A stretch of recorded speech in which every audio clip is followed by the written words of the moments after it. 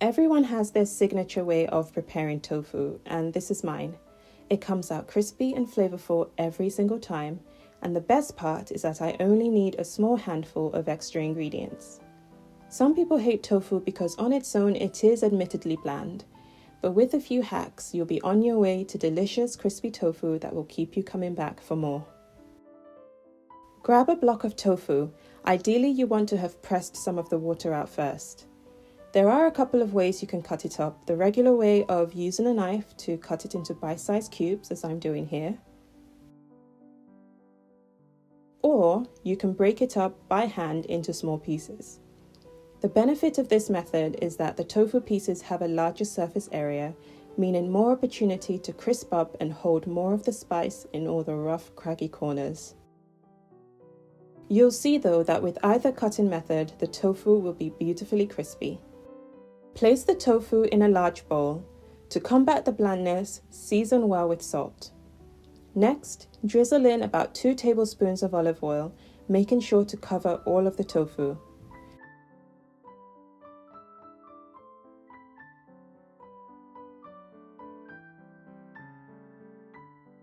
My go-to seasoning is usually Suya spice, a Nigerian hot spice blend that contains chili powder, ginger, onion powder, garlic powder, calabash nutmeg, cloves and ground peanuts.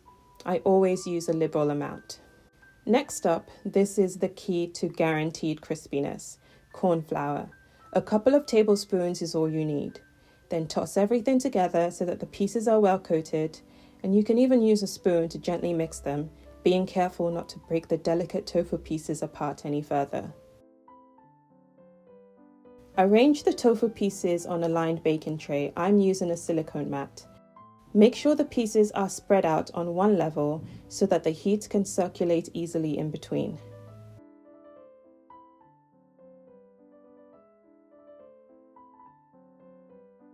Pop the tofu in a preheated oven at 250 degrees Celsius.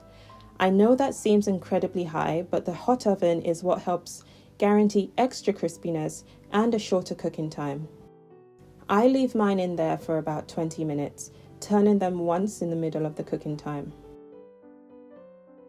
You can serve them on their own or with a dip or alongside your main meal.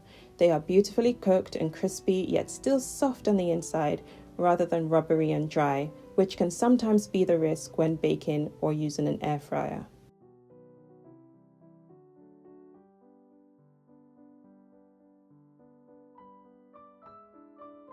I hope you enjoy this video. Leave a comment below letting me know how you like to cook your tofu.